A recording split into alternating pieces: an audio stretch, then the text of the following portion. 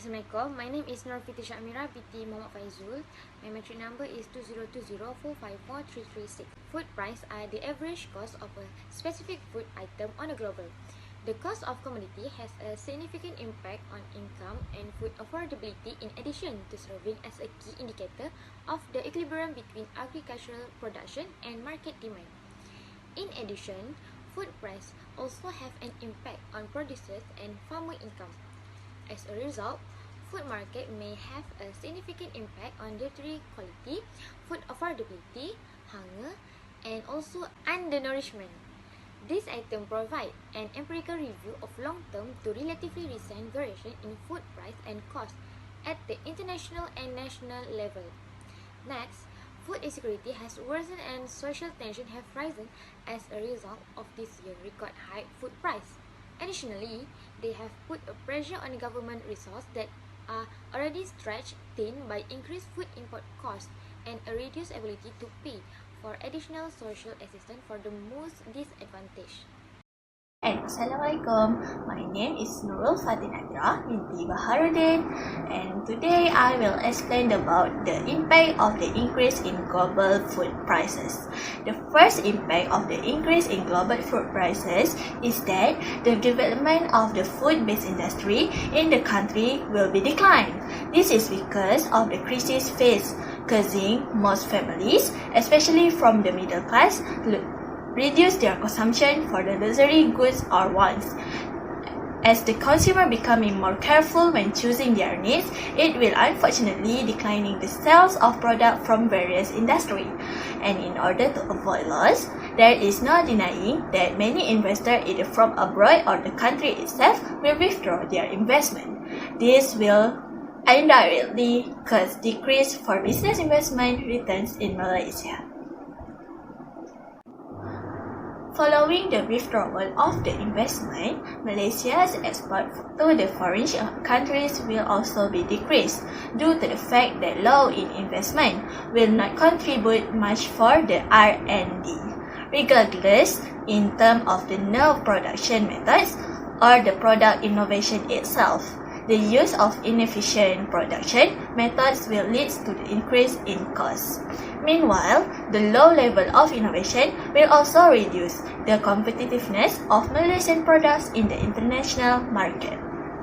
Finally, the demand for export goods will fall and the national income will decrease.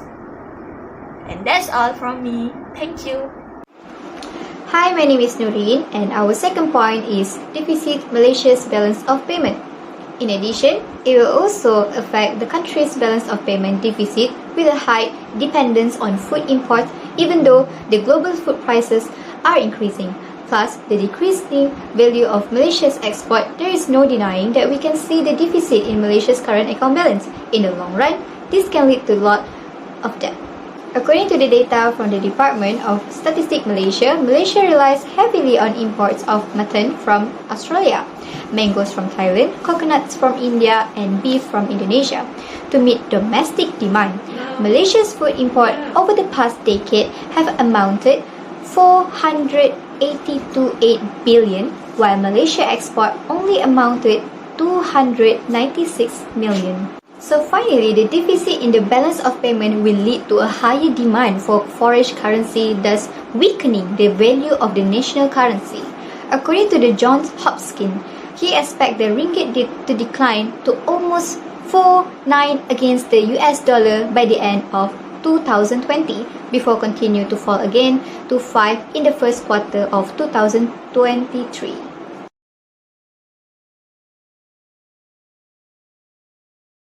Assalamualaikum. My name is Nur Aini binti Abdurrahman. My metric number is 2020488266. One of the steps that can be taken by the government in order to reduce global food price effect on Malaysia economic development is by reducing the country's import, while at the same time taking advantage of the country's full potential in the food and beverage industry. So, by reducing the country's import consumption, the outflow of the ringgit can be reduced, allowing the value of ringgit to be stronger than before, and finally, to some extent, reduce the country's negative impact on global food price. However, to reduce imported product without any willingness to take advantage of the country's full potential in the food and beverage industry will certainly increase the risk of instability of food product at the high level. So priority should be given by the government in generating the production of the country's domestic food product. The government need to attract more people to get involved in the domestic food and beverage industry, at the same time invite more consumers to prioritize the purchase of product made by Malaysia. By building our own food reserve instead of just relying on foreign country, the supply of food security in the country will be more guaranteed, stable and strong. And also subsidy on essential goods. First, we look at on the price control, which is ceiling price and floor price. Because this is the way how to control the price for goods and services from increase. Price ceiling will prevent a price from rising above a certain level because the government set the price below the equilibrium price. That the quantity demanded exceed quantity supply and shortage will be result. Different with price floor, where price floor when the government set the minimum price that can be charged and it will prevent it falling below the certain level. When a price floor is set above the equilibrium price, it will causes excess and surplus of goods in the market. Ceiling price and floor price will safeguard the consumers against the excessive price for goods and services due to the implementation of the goods and services tax GST. The next step is subsidy. This is the one of type of financial aid given to an organization who carry out the economic activity. The government pays subsidy to promote export activities that will maintain the cost of living, promote the growth of farms and agriculture production. The commonly of subsidy program is cooking oil stabilization scheme and general wheat flour program subsidy. This subsidy program can help Malaysians to have the products they need at the reasonable price. In conclusions, Malaysia's economic growth is significantly impacted by the increase in global food costs. In the first place, it affects Malaysian balance of payment.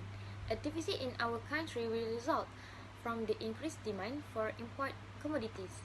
Malaysia's economy will thus suffer a severe decline and the future is uncertain.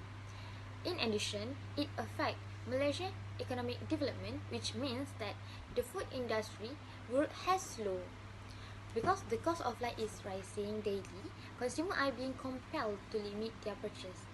Thus, there are several ways that the government can take to reduce a global food price effect on Malaysian economic development. Firstly, reduce the country import while taking advantage of the country's full potential in the food and beverage industry. The government can reduce import from abroad. The government can also provide subsidy to distributors so that the price do not rise and the public can spend and fulfill their needs. Therefore, I hope that the responsible party can overcome all the problems and further develop the country's economy in the future.